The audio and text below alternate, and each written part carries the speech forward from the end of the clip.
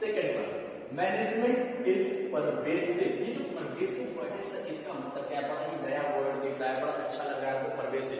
तो परवेसिव का मतलब होता है बच्चों यूनिवर्सल, मतलब मैनेजमेंट आपका हर जगह पर यूज होता है, ऑल ओवर द वर्ल्ड, चाहे जिस भी तरह का इंस्टीट्यूशन हो, मतलब इन ऑल द डिपार्टमेंट्स, चाहे जो भी डिपार्टमेंट हो, in all types and all level. अब इस तीनों को मैं एलोबरेट कर रहा हूँ। देखो, डिपार्टमेंट हुआ, चाहे वो प्रोडक्शन डिपार्टमेंट हो, चाहे वो सेल्स डिपार्टमेंट हो, चाहे वो फाइनेंस डिपार्टमेंट हो, किसी भी डिपार्टमेंट में मैनेजमेंट होना ही होना है।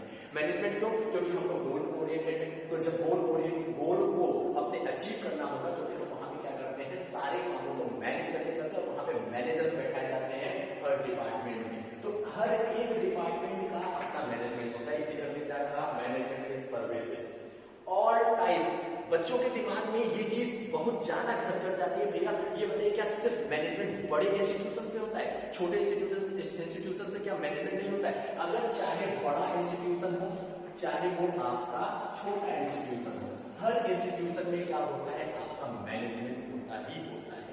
ठीक है, मैनेजमेंट छोटे इंस्टीट्यूशंस में डिपार्टमेंट कम होते हैं, बड़े इंस्टीट्यूशंस में डिपार्टमेंट ज्यादा होते हैं। तो चाहे जितने डिपार्टमेंट हो जाए, चाहे वो इंस्टीट्यूशन बड़ा या छोटा हो जाए, हर एक इंस्टीट्यूशन में आपका मैनेजमेंट होता ही होता है। भाई आप एक बात बताओ, चाहे वो बड़ी फैमिली हो, चाहे वो छोटी फैमिली हो, हर एक फैमिली में हमारा मैनेजमेंट होता है कि नहीं, कि पापा को क्या काम करना है, मम्मी को क्या काम करना है, बच्चों को क्या काम करना है, कि हमारे डिसाइडेड होता है। तो इसी तरह से चाहे वो बिग इंस्टीट्यूशन हो, चाहे वो स्मॉल इंस्टीट्यूशन हो, each and every institution have management होता ही होता है। ठीक है, अब ऑल टाइप्स में पहला क्या हो गया, बिग और स्मॉल। दूसरा क्या, प्रॉफिटेबल और नॉन प्रॉफिटेबल इंस्टीट्यूशन, चाहे वो प्रॉफिटेबल इंस्टीट्यूशन हो, चाहे वो प्रॉफिट कर रहे हो, इकोनॉमिक एक्टिविटी कर रहे हो परफॉर्म, या नॉन इकोनॉमिक एक्टिविटी परफॉर्म कर रहे हो। इकोनॉमिक एक्टिविटी प्रॉफिट से रिलेट करता है, नॉन इकोनॉमिक एक्टिविटी प्रॉफिट से रिलेट नहीं करता है। तो चाहे इकोनॉमिक एक्टिविटी परफॉर्म करने वाली इंस्टीट्यूशन हो, चाहे नॉन इकोनॉमिक एक्टिविटी परफॉर्म करने वाले इंस्टीट्यूशन हो, उन दोनों इंस्टीट्यूशंस को किसकी जरूरत होती है, मैनेजमेंट की जरूरत होती है। ठीक है, एंड एट ऑल लेवल भी होता है मैनेजमेंट का, कि टॉप पर कौन बैठेगा, मिडिल में कौन होगा, लोअर लेवल में कौन होगा। भाई हमारे स्कूल का एक मैनेजमेंट प्रोसेस है ना, लेवल है ना, कि टॉप लेवल पे डायरेक्टर होंगे, प्रिंसिपल होंगे, मिडिल लेवल पे जो है वाइस प्रिंसिपल होंगे और टीचर्स होंगे, फिर उसके बाद लोअर लेवल में डी ग्रेड एम्प्लॉइज होंगे। तो मतलब ये क्या होता है, आपका लेवल, और हर लेवल का अपना मैनेजमेंट होता है। मैनेजमेंट का मतलब डायरेक्टर और प्रिंसिपल को मालूम है कि हमें क्या क्या करना है, वो लोग क्या करते हैं, टीचर्स और वाइस प्रिंसिपल के लिए डिसाइड करते हैं कि उन्हें क्या क्या करना है, कैसे काम को मैनेज करना है। और उसके बाद में ऑल लेवल, चाहे टॉप लेवल, चाहे आपका मिडिल लेवल, चाहे लोअर लेवल, हर लेवल पर भी क्या होता है, आपका मैनेजमेंट होता है। इसीलिए मैनेजमेंट से क्या कहते हैं, pervasive. Management is universal in nature, it will be applicable to all the departments, it will be applicable to all the type of institution, it will be applicable to all the level of management। ठीक है, management के सारे level पर ये क्या होता है, आपका एप्लीकेबल होता है। Management is multi dimensional.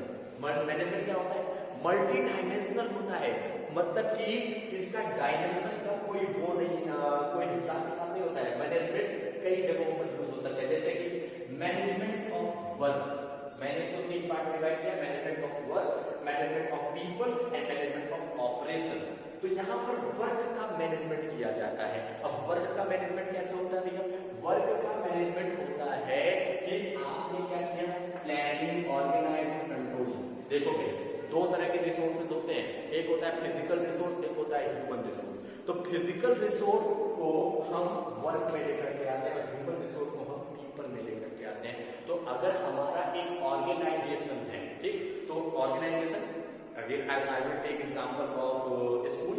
भाई इस स्कूल में क्या क्या वर्क करना है, कब कब करना है, कैसे कैसे करना है, कौन कौन करेगा, तो इसके लिए क्या है, प्लानिंग, ऑर्गेनाइजिंग और कंट्रोल। हमने प्लान किया हमें क्या क्या करना है, कब कब करना है, कैसे परफॉर्म करना है। ठीक है, ऑर्गेनाइजिंग कौन कौन इस काम के लिए किस पोस्ट की जरूरत पड़ेगी हमको, और कंट्रोलिंग मतलब जो हमने सोचा था क्या उस हिसाब से काम हुआ या नहीं हुआ। ठीक, मैनेजमेंट ऑफ पीपल में पीपल को मैनेज किया जाता है। मैनेजमेंट ऑफ पीपल में स्टाफिंग एंड डायरेक्टिंग, मतलब कि उस काम को परफॉर्म कौन करेगा, क्या उस काम को परफॉर्म करने वाला बंदा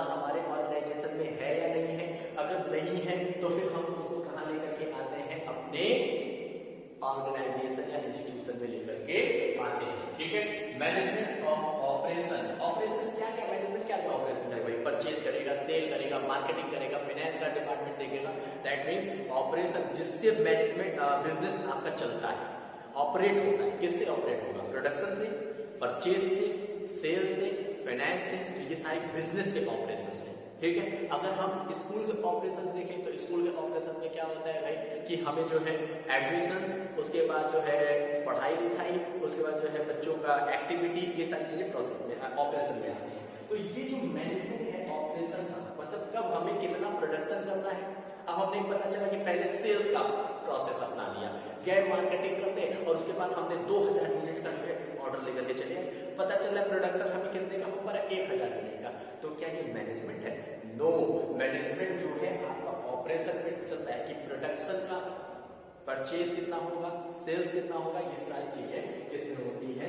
मैनेजमेंट इज मल्टी डायमेंशनल। मतलब मैनेजमेंट हर जगह पर है, चाहे वो वर्क में मैनेजमेंट हो, चाहे वो लोगों का मैनेजमेंट हो, चाहे वो आपके काम करने का मैनेजमेंट हो, हर चीज में आपका मैनेजमेंट लगता ही लगता है। Next one is management is continuous process. Management एक कंटिन्यूअस प्रोसेस है। कंटिन्यूअस कैसे हुआ सर? क्या एक बार अगर हमने मैनेजमेंट बना लिया तो क्या वो खत्म नहीं हो जाता है? नहीं भाई, मैनेजमेंट कंटिन्यूअस प्रोसेस है। कैसे? प्लानिंग किया, ऑर्गेनाइजिंग किया, स्टाफिंग किया, डायरेक्टिंग किया, कंट्रोलिंग। मतलब कि एक बात बताओ, आप अगर कोई काम सोचते हो कि हमें इसको करना है, अब उस काम को पूरा होने तक आप क्या करते हो? फिर उसमें फीडबैक देते हो, क्या वो काम इफेक्टिवली पूरा हो पाया या नहीं हो पाया। अगर वो काम इफेक्टिवली पूरा नहीं हो पाया तब फिर आप प्लानिंग बनाते हो कि कैसे हमको उस काम को करना है। इसी तरह से बिजनेस का अपना गोल होता है, उस गोल को अगर अचीव कर दिया बिजनेस ने तो नेक्स्ट गोल बनाता है उससे अच्छा।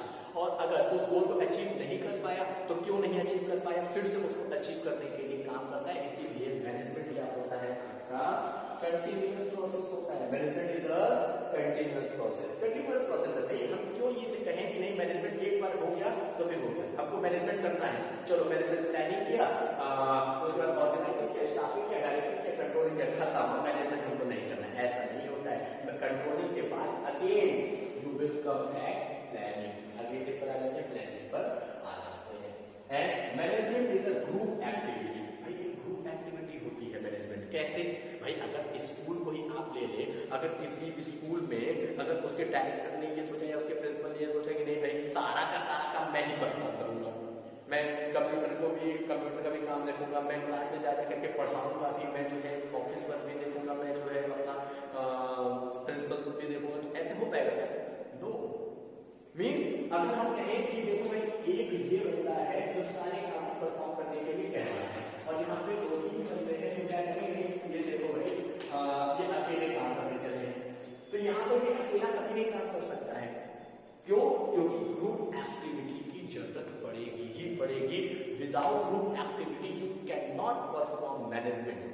आपको अलग अलग डिपार्टमेंट में, अलग अलग टाइप में, अलग अलग लेवल पर 2, 3, 4, 10, 20, 50 और भी ज्यादा लोगों की जरूरत पड़ सकती है। That means management is a group activity.